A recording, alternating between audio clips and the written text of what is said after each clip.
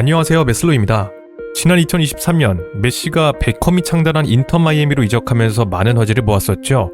메시에 이어 바르셀로나 시절의 동료들이 하나둘 이적해옴에 따라 인터 마이애미는 거의 미니 바르셀로나라고 봐도 무방할 정도로 엄청난 전력을 갖추게 되었습니다. 그리고 이들을 필두로 이번 클럽 월드컵에서 깜짝 16강에 오르며 세간을 놀라게 만들었는데요.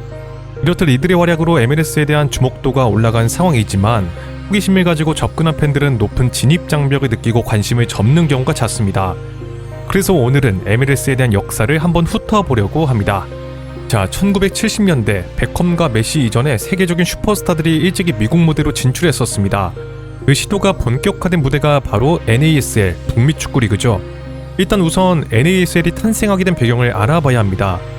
1967년 미국엔 2개 축구리그가 각각 출범했지만 모두 운영상 큰 문제를 안고 있었습니다.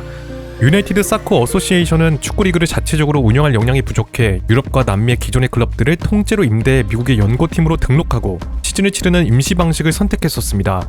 예컨대 LA 울브스는 울버햄튼을, 워싱턴 힙스는 에버딘을 그대로 데려온 팀이었죠.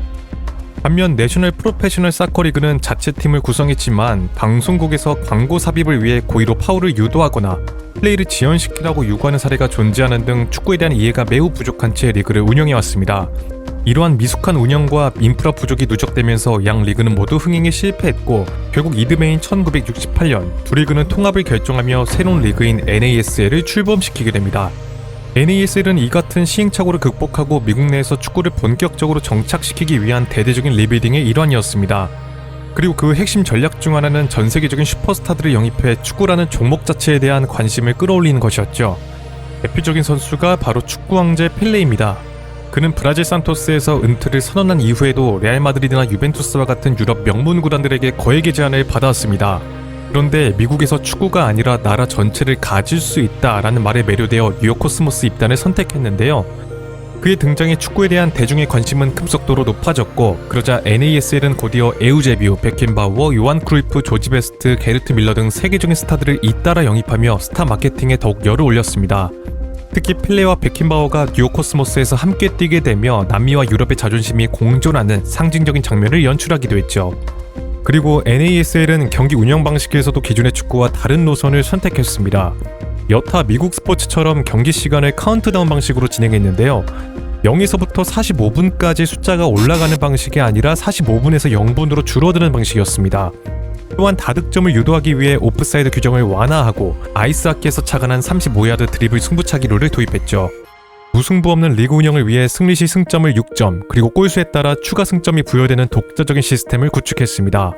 이로 인해 1983년엔 뉴욕 코스모스가 밴쿠버 화이트캡스보다 승수가 2번이나 적었음에도 불구하고 우승을 차지하는 이례적인 장면을 연출하기도 했는데요. 이처럼 NASL은 축구를 미국식 엔터테인먼트로 재해석해 흥행을 유도했습니다. 하지만 NASL은 아주 치명적인 구조적 결함을 안고 있었습니다. 리그의 성장을 펠레와 같은 슈퍼스타에게 지나치게 의존했으며 특히 투자가 소수 구단을 중심으로 이뤄져 리그 내 균형이 무너지면서 격차가 벌어지기 시작한 곳입니다. 당시 NASL엔 18개 구단이 있었는데 그 중에 6개 정도는 스타 선수들을 중심으로 안정적인 성과를 내고 있던 반면 또 다른 6개 팀은 부진했고 나머지 6개 팀은 재정난에 시달릴 정도로 평균 관중수가 5,000명도 되지 않은 구단도 다수 존재했습니다. 게다가 리그 전체적으로 축구 인프라 역시 열악했는데 많은 팀들이 전용 경기장이 없어 야구장을 개조해 사용하는 경우가 많았습니다. 이로 인해 시야 확보나 그라운드 상태에서 불편이 따랐고 관중의 몰입도나 경기의 완성도 역시 떨어질 수밖에 없었죠. 인프라의 부재는 단순한 시설 문제를 넘어 리그 전체의 프로페셔널리즘에 의문을 갖게 만드는 요인이었습니다. 이후 시간이 지나면서 안정적인 수익 구조 없이 스타 영입에만 몰두한 구단들은 결국 줄줄이 적자에 빠졌고 흥행을 이끌던 펠레, 크루이프 등이 은퇴하면서 리그 전반의 인기도 빠르게 식어갔습니다. 추가로 스타 선수들의 영입은 미국 축구 전반으로 하여금 자충수로 작용했는데요. 스타 선수 위주의 리그 구조는 자국 유망주들의 성장에도 걸림돌이 되었습니다. 각 구단이 해외 스타들로 선발 라인업을 채우면서 미국 선수들은 벤치에 머무는 경우가 많았고 이는 국가대표팀의 경쟁력 약화로도 이어졌죠.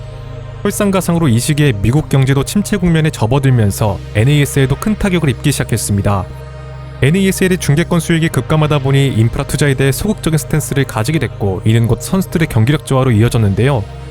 그렇다 보니 일부 구단은 전력을 유지하기 위해 잉글랜드 2부급 선수들을 단기 임대에 땜빵처럼 쓰기도 했습니다. 당시 잉글랜드 2부에서 뛰던 샘 엘러데스가 템파베이에 단기 임대되어 NASL에서 잠시 뛰기도 했죠. 이는 리그가 심각한 위기에 처해 있었음을 단적으로 보여주는 장면이었습니다. 결국 NASL은 1984년 공식적으로 해체를 선언하며 역사 속으로 사라졌고, 미국은 이후 약 10년간 최상위 프로축구 리그가 없는 공백기를 겪게 됩니다. 사실 이 공백기 동안 미국 축구협회는 새로운 리그 창설을 준비하고 있었습니다. 1988년 미국이 94년 월드컵 개최지로 선정되고 나서 피파가 개최 조건으로 국내 프로리그 창설을 명시했기 때문이었습니다. 그렇게 1993년 MLS가 설립되고 1996년부터 첫 시즌이 시작됐습니다. MLS는 NASL의 실패를 반면교사 삼아 철저한 통제를 기반으로 리그를 설계했습니다. 선수와 구단은 모두 리그 소속의 자산으로 간주되며 연봉 지급과 이적 협상도 구단이 아닌 리그 사무국을 통해 이루어지는 형태로 바뀌었죠. 이로 인해 유럽과는 전혀 다른 구조의 축구 시스템이 형성됐고, 모든 구단은 셀러리캡 제도하에 운영되며 팀 전체 연봉 상한선이 정해졌습니다. 이러한 보수적인 운영 덕분에 MLS는 과도한 소비 없이 점진적인 성장 기틀을 마련할 수 있었는데요. 그리고 2007년 MLS 역사의 중요한 전환점이 등장합니다. 바로 데이비드 베컴의 LA 갤럭시 이적이죠. 베컴이 오기 전에 발데라마, 마테우스, 조르카이프와 같이 스타 선수들이 진출하긴 했었으나 이들은 공통적으로 은퇴 직전에 온 것이었고, 베컴은 31살, 유럽에서 경쟁력이 남아있는 상태에서 이적해온 것이었기 때문에 전례 없는 선택으로 큰 주목을 받았는데요.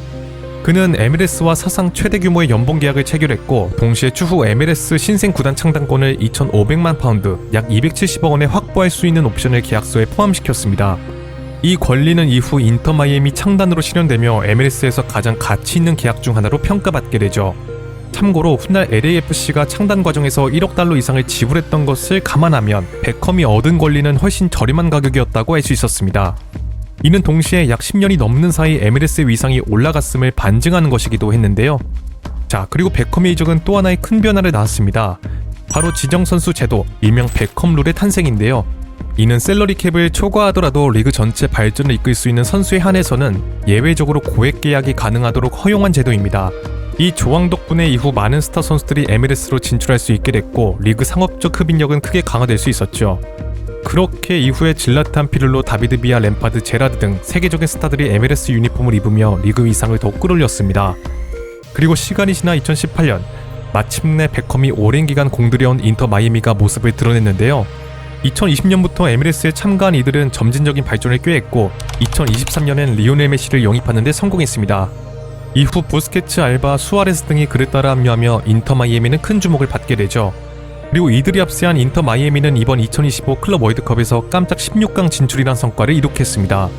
물론 일각에선 메시 원맨팀이란 지적도 있는 만큼 이번 결과를 리그 전체 성과로 단정하긴 이르단 시선도 존재하긴 하지만, 분명한 건 이러한 관심과 논쟁조차 과거에는 없던 변화라는 사실인데요. MLS는 꾸준한 시스템 개선과 유망주 육성을 통해 점진적인 성장세를 이어가고 있으며 리그 위상 역시 점점 높아지고 있습니다. 2010년대 들어 평균 관중수는 2000년대 대비 약 34% 증가했고, 유스 아카데미의 정착으로 10대 유망주들이 MLS를 거쳐 유럽 무대에 진출하는 사례도 꾸준히 늘고 있죠. 이러한 성장의 배경엔 축구를 일상적으로 접하게 된 미국 사회 변화도 자리하고 있습니다. 중남미계 이민자들의 증가, 방과후 활동의 확대 등은 축구를 어릴 때부터 익숙한 스포츠로 받아들이게 만들었고, 이는 리그의 장기적 성장 기반으로 작용하고 있는데요. 이처럼 MLS는 스타 마케팅을 넘어 인프라와 유소년 시스템, 문화적 기반까지 점차 내실을 다져가고 있습니다. 이제 2026년에 미국, 캐나다, 멕시코가 공동 개최하는 북중미 월드컵이 다가오고 있는데, 과연 MLS는 이 기회를 발판 삼아 더욱 발전하고 진짜 축구 강국으로 도약할 수 있을까요? 네, 오늘의 영상은 여기까지고요. 재밌게 보셨다면 좋아요와 구독을 부탁드리며 다음에는 더 재밌는 컨텐츠로 찾아뵙도록 하겠습니다. 감사합니다.